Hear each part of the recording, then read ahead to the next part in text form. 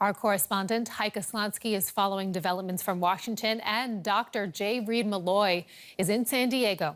He is a forensic psychologist who has studied many of the mass killings in the United States in recent years. I want to begin with you, Heike. Just walk us through what we know about this point about the gunman. What we know so far is that he seems to have acted by himself. There is no indication that there is a larger plot around it or that he was a member of any kind of radical organization.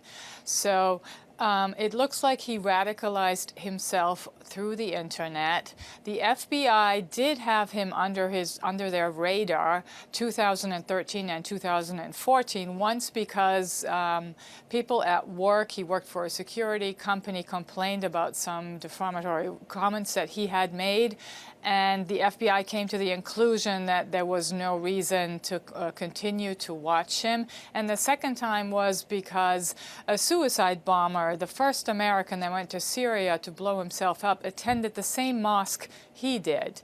Now, his imam said that he seemed to be a very normal person coming to the mosque 3 to 4 times a week, and the FBI concluded that he really did not have much contact with the American suicide bomber. All in all, he was able to purchase guns, and this is the main issue in this country, why somebody on a list is able to buy guns. And that's what politicians have been latching onto, but I want to focus on this gunman in particular with you, Dr. Meloy, because given what we already know, what Heike just mentioned there, what kind of person was this gunman likely, and what do you think his state of mind might have been? It's very difficult to assess an individual's state of mind, but what we can say generally about these individuals is they typically have a personal grievance of some sort, and then that is framed by an ideology. And in this case, it appears that the framing was a commitment, or at least a pledge of bayat to ISIS just prior to or during the mass murder itself, when he called 911. It's likely in the histories of these individuals that we find an individual who has been thwarted in his life plans, who has had major losses in the recent past. Typically, those losses involve relationships, they involve work.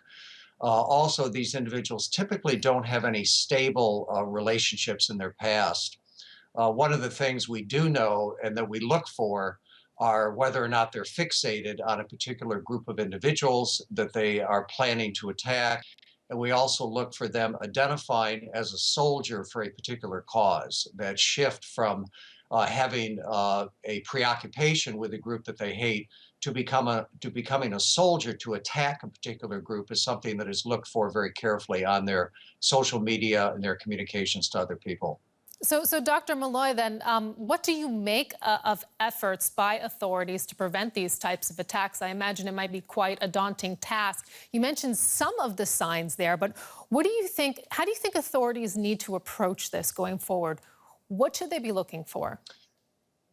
Yeah, the problem here is the fire hose effect, that you have so many cases where there's some concern about individuals, and there are not capabilities or even a desire to surveil every possible individual that shows any kind of sympathies for a group like ISIS. And here we have a case where the FBI was not able to uncover further information that would likely involved in either a necessity of surveillance or criminal charges in this individual's past when he was interviewed over the past several years, and then the case was closed.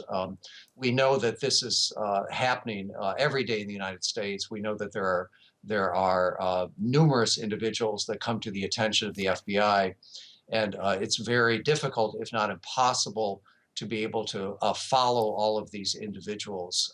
That would essentially turn our country into a police state, and that's a freedom that individuals do not want to give up. It is absolutely a mammoth task. And Heike, just briefly before we go, I want to get a sense from you. We've heard a lot of the politicians speaking this afternoon about their plans to tackle this kind of extremism and prevent another attack like this. What have they been saying?